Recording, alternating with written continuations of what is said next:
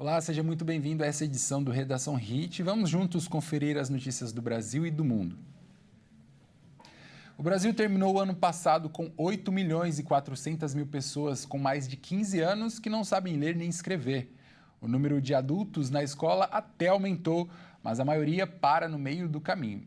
O Brasil registrou mudanças importantes no perfil educacional da população nos últimos anos. A pesquisa divulgada pelo IBGE mostra que o tempo de estudo aumentou, mais pessoas conseguiram concluir a educação básica e a taxa de analfabetismo atingiu o menor nível da série histórica. Em média, os brasileiros permanecem 10 anos na escola. As mulheres têm escolaridade maior que homens e pessoas brancas continuam com o tempo de estudo superior aos de preto e pardos. O Nordeste registra a menor média do país, enquanto o Sudeste apresenta os melhores indicadores. Os dados também mostram uma mudança no nível de formação dos brasileiros. Entre 2016 e 2025, uma parcela da população com 25 anos ou mais que concluiu pelo menos a educação básica subiu de 46% para 57%.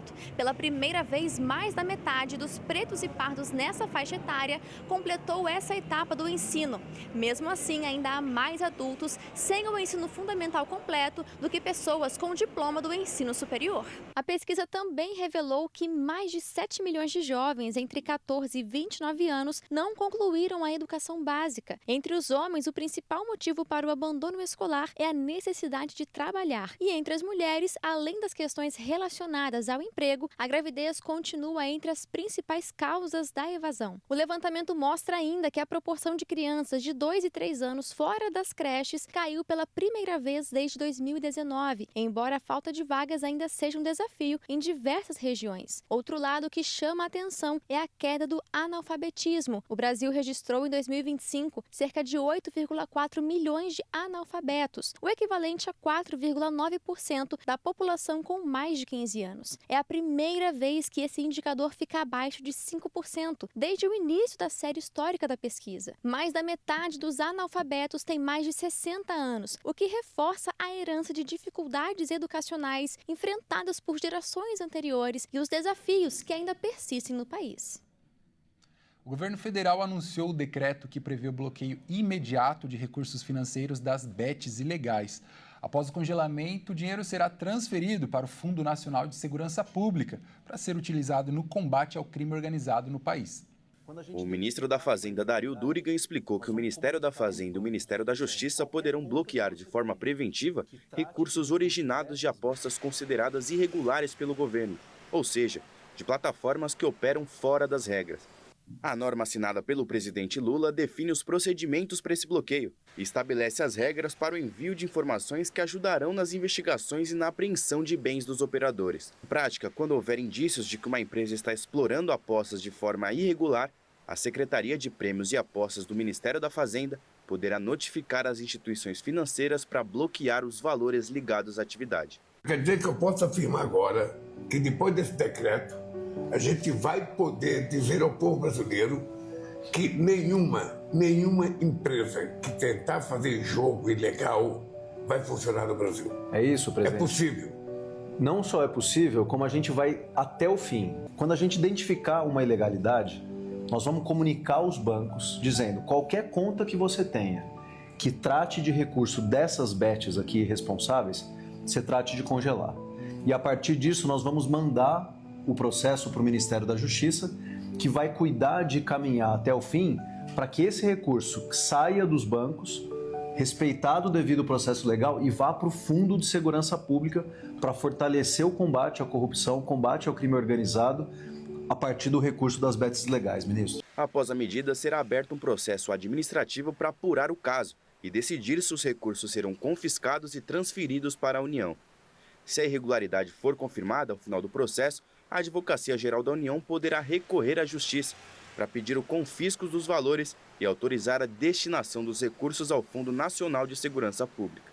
De acordo com o governo, o procedimento deverá seguir as regras do processo administrativo, garantindo o direito de defesa e de contestação dos investigados, sem afetar os direitos dos apostadores. O Ministério da Fazenda estima que 37 fintechs que operam sem autorização específica do Banco Central por serem de pequeno porte movimentam grande parte dos recursos das bets ilegais no país. Por isso, essas empresas devem estar entre os principais alvos do decreto assinado pelo presidente Lula, que autoriza o governo a bloquear esses recursos.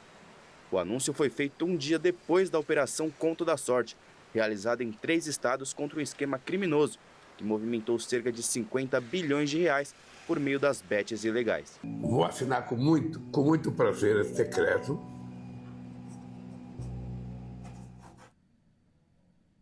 A Receita Federal abriu nesta semana a consulta ao segundo lote de restituição do imposto de renda referente ao mês de junho. O pagamento aos contribuintes está previsto para o dia 30 deste mês. Segundo a Receita Federal, este é o maior lote de restituição da história em número de beneficiados, que chegou a mais de 9 milhões de contribuintes contemplados e 16 bilhões de reais. O valor é o mesmo do primeiro lote de 2026, pago em maio. Juntos, os 2 pagamentos devem contemplar cerca de 80% das restituições previstas para este ano.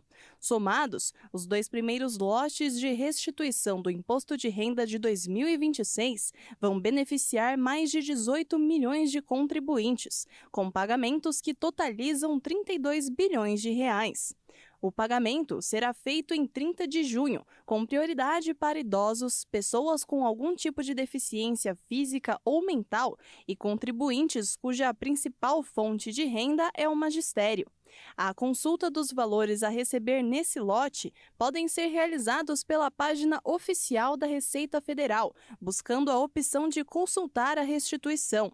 A página oferece orientações e os canais de prestação de serviço, permitindo uma consulta simplificada ou completa da situação da declaração, por meio do extrato de processamento. Caso identifique alguma pendência na declaração, o contribuinte pode retificá-la, corrigindo as informações. Ao realizar a consulta, o contribuinte também poderá saber se há alguma pendência em sua declaração que impeça o pagamento da restituição, ou seja, se ele caiu na chamada malha fina. Crianças com diabetes tipo 1 da Rede Municipal de São Paulo começaram a receber gratuitamente sensores de glicose. A tecnologia ajuda no controle da doença e diminui a necessidade das tradicionais picadas nos dedos, trazendo mais conforto e segurança para os pacientes e suas famílias. Em São Paulo, mais de 1.500 crianças de 2 a 12 anos, atendidas pela rede municipal, começaram a receber gratuitamente sensores de glicose. Os dispositivos permitem acompanhar os níveis de açúcar em tempo real, sem a necessidade de várias picadas nos dedos ao longo do dia. Conviver com diabetes tipo 1 faz parte da rotina de milhares de crianças brasileiras, e a doença é uma condição crônica em que o organismo deixa de produzir insulina, o hormônio responsável por controlar a quantidade de açúcar no sangue. Por isso, os pacientes precisam monitorar a glicose diariamente e fazer o uso de insulina ao longo da vida. Para muitas famílias, a novidade representa uma mudança na qualidade de vida. Crianças que antes precisavam enfrentar dor e desconforto várias vezes ao dia, agora podem fazer o acompanhamento de forma mais simples e segura.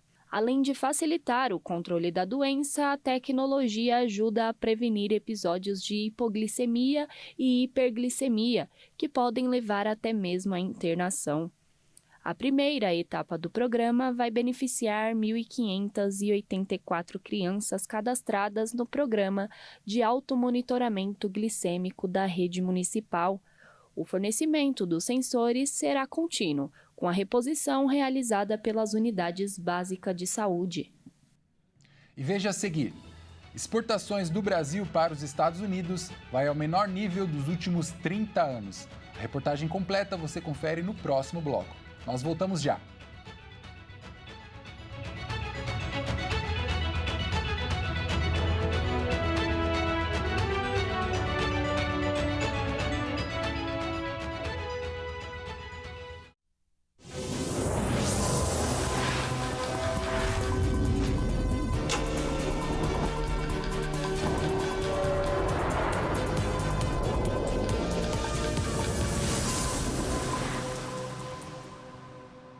As exportações brasileiras para os Estados Unidos atingiram o menor nível dos últimos 30 anos. A queda acontece em meio às tarifas impostas pelo governo americano e mostra uma mudança importante no comércio exterior do Brasil. Os Estados Unidos estão comprando menos produtos brasileiros. Entre agosto de 2025 e maio de 2026, a participação dos americanos nas exportações do Brasil caiu para 9,3% do total vendido ao exterior, o menor índice registrado em 3 décadas. Especialistas apontam que a redução está ligada às sobretaxas aplicadas pelo governo do presidente Donald Trump, que chegaram a 50% para alguns produtos brasileiros. Antes dessas medidas, os Estados Unidos respondiam por uma parcela maior das vendas do Brasil.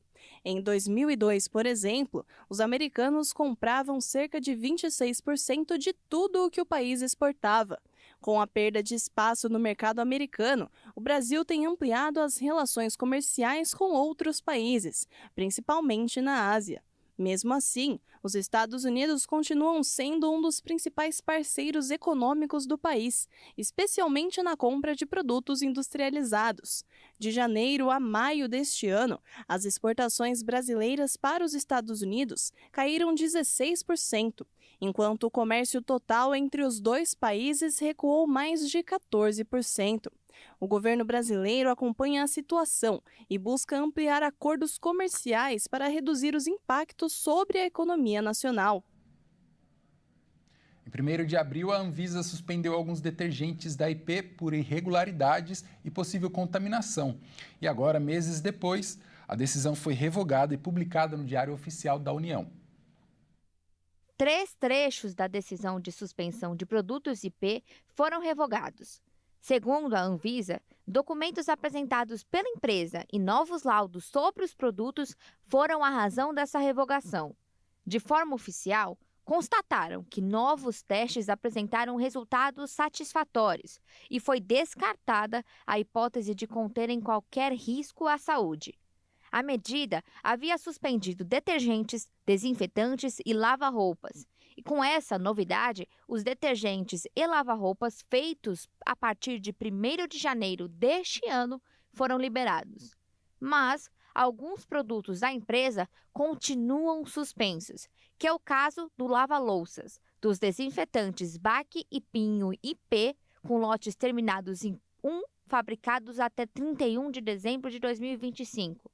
E do lava-roupas líquidos Tixan IP, em que a restrição vale para os lotes com final 1, produzidos até 31 de março de 2026.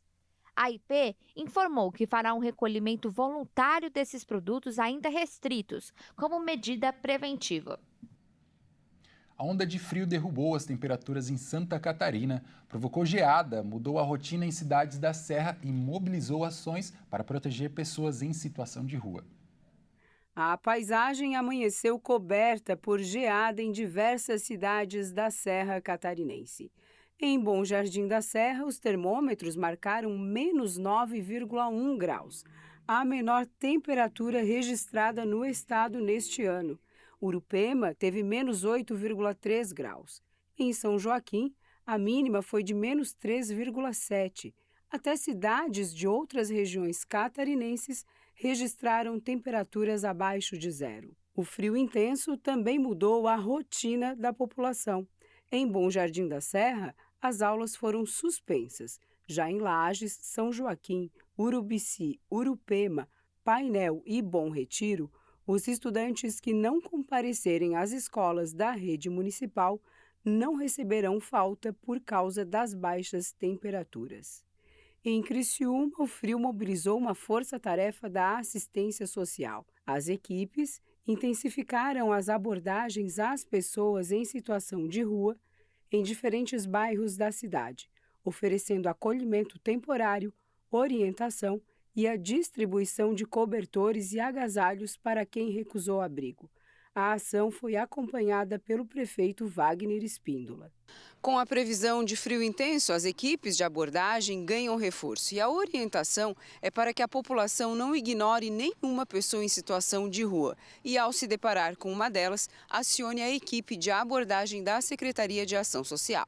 A prefeitura também reforçou o pedido de doações de cobertores e roupas de inverno, principalmente peças masculinas, que podem ser entregues na Secretaria de Assistência Social, no Paço Municipal. A gente reforça os serviços que a gente tem aqui de acolhimento, porque por vezes eles não querem vir para a República, no caso, né, aqui que a gente está aqui no momento. Mas nessas noites de frio a gente fala dos prejuízos que tem para a saúde, né, por estar na rua. A gente tenta convencê-los a vir para o acolhimento, pelo menos para dormir aí as 3 primeiras noites, que é mais fria, sabe? E depois, né, se eles quiserem seguir aí a opção que eles têm de estar na rua, tudo certo. Mas a gente tenta reforçar para eles a importância de estar num lugar coberto. Enquanto a onda de frio permanece em Santa Catarina, a orientação é redobrar os cuidados, especialmente com crianças, idosos e pessoas em situação de vulnerabilidade. Bom, se você acha que escola é coisa só de gente, presta atenção nessa história. 50 cães que esperam por uma família ganharam uma nova chance em uma escola especializada. O objetivo é ajudar os animais a superar dificuldades de comportamento e aumentar as chances de adoção. Veja na reportagem com Eric Rabelo. Quem tem cachorro em casa já sabe, às vezes o problema não é a falta de amor, é o excesso de energia mesmo. Tem aquele que late para todo mundo, ou aquele que não gosta de visitas e até o que acha que é o dono da casa. Pois é. Agora imagina uma escola criada especialmente para ajudar esses tipos de alunos de 4 patas a terem uma segunda chance. Em Florianópolis, 50 cães estão de volta às aulas para aprender uma lição muito importante: conviver melhor com o mundo. Acompanhe. A Diretoria de Bem-Estar Animal em Florianópolis encaminhou 50 cães que aguardam adoção para uma escola especializada em adestramento e psicologia canina. O objetivo é ressocializar os animais considerados agressivos, reativos ou muito agitados. Mas não são apenas os animais temperamentais que participarão do projeto. Cães dóceis com dificuldade de se adaptar a novos ambientes ou conviver com outros animais também foram selecionados. Muitos desses animais esperam há anos por uma família. E o comportamento acabou se tornando um dos principais obstáculos para a doação. O processo de ressocialização começou neste mês e terá duração de 2 anos. Durante todo esse período, os cães vão morar em tempo integral na escola. Segundo a Diretoria de Bem-Estar Animal, o foco do trabalho é reorganizar o emocional dos animais e desenvolver habilidades de convivência, aumentando as chances de uma doação definitiva e bem-sucedida. A maioria dos cães participantes é formada por pitbulls e raças semelhantes. Parte deles apresentam um comportamento reativo, enquanto outros apenas precisam de mais confiança para enfrentar as situações do dia a dia. E tem mais, as doações poderão acontecer durante o treinamento. As famílias interessadas passarão por uma avaliação para garantir que o perfil do lar seja compatível com a necessidade de cada animal. Caso o cão seja adotado antes do fim do processo, o treinamento continuará normalmente, sem custo adicional para os novos tutores. E no fim das contas, essa história prova que todo mundo merece uma segunda chance, inclusive os cachorros, mais bagunceiros da turma. E se para muitos a escola é um sinônimo de prova para esses alunos de 4 patas, e ele pode representar algo muito mais importante, a oportunidade de encontrar uma família, um lar e finalmente um final muito feliz. Bom, essa edição fica por aqui. Muito obrigado pela sua companhia. Desejo a você um ótimo sábado. Tchau, tchau.